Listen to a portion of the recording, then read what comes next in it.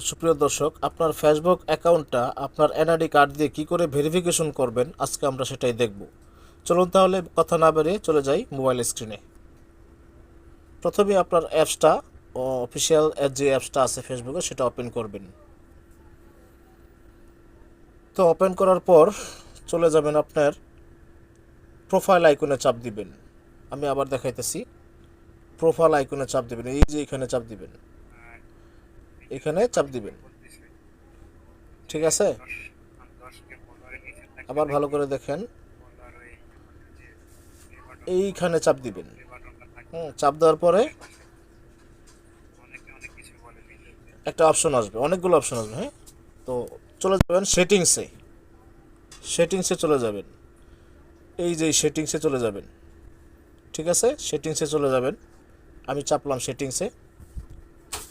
চাপার পর এখন দেখেন এখানে কিন্তু অনেকগুলো অপশন আছে, মেটা অ্যাকাউন্ট সেন্টার। হ্যাঁ, তো আপনারা চলে যাবেন পার্সোনাল ডিটেলসে, পার্সোনাল ডিটেলস আপনারা যাবেন।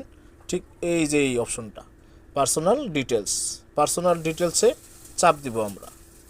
চাপ দেওয়ার পরে আবারও কিছু অপশন আসছে, এখানে অনেকগুলো অপশন আসছে। হ্যাঁ, তো আমরা আবারও পার্সোনাল ডিটেলসে ক্লিক করব।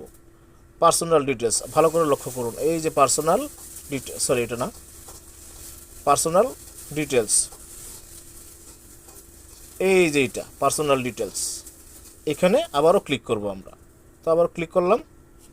এখন দেখেন এখানে প্রথমেই আসছে কানেক্ট ইনফরমেশন। আপনি যে জিমেলগুলো দিয়া ফেসবুকটা খুলছিলেন সেই জিমেলটা কিন্তু এখানে আছে, আপনার বার্থডে, জন্ম তারিখ এখানে আছে।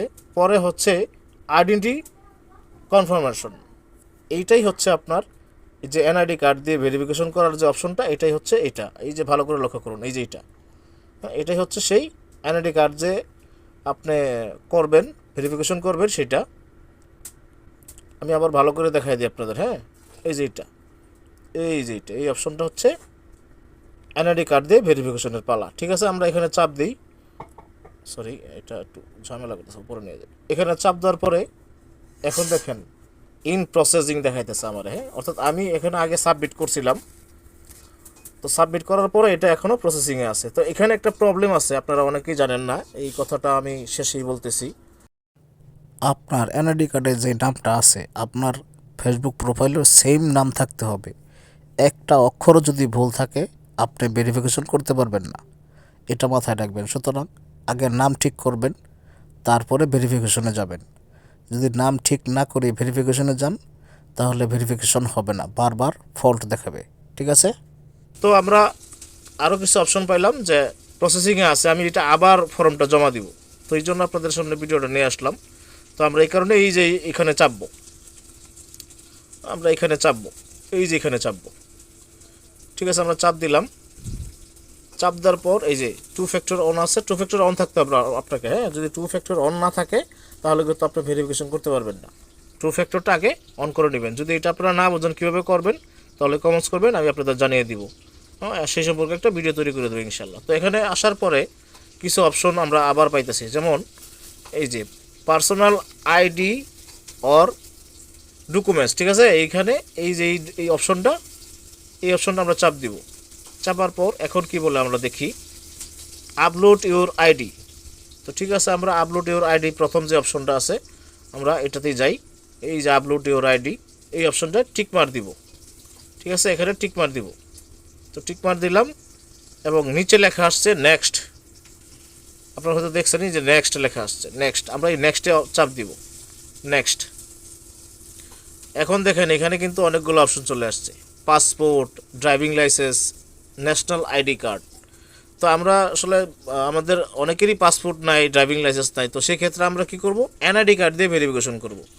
এই যে এনআইডি কার্ডের অপশন, আমরা এখানে টিক মার দিব। ঠিক আছে, যখন আমরা এখানে চাপ দিব নিচে নীল অপশনটা চলে আসবে, এই যে নীল অপশনটা চলে আসছে, নেক্সট।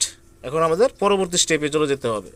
তো চলে গেলাম পরবর্তী স্টেপে, নেক্সটে টাপার পর এখন দেখেন চলে আসছে গেট স্টার্ট, নিচে এই যে গেট স্টার্ট।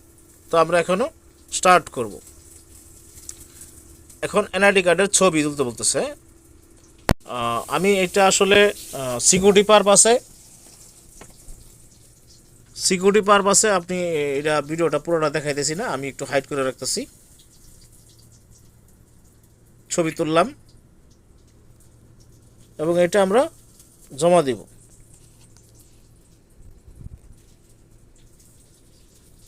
জমা দেওয়ার পরে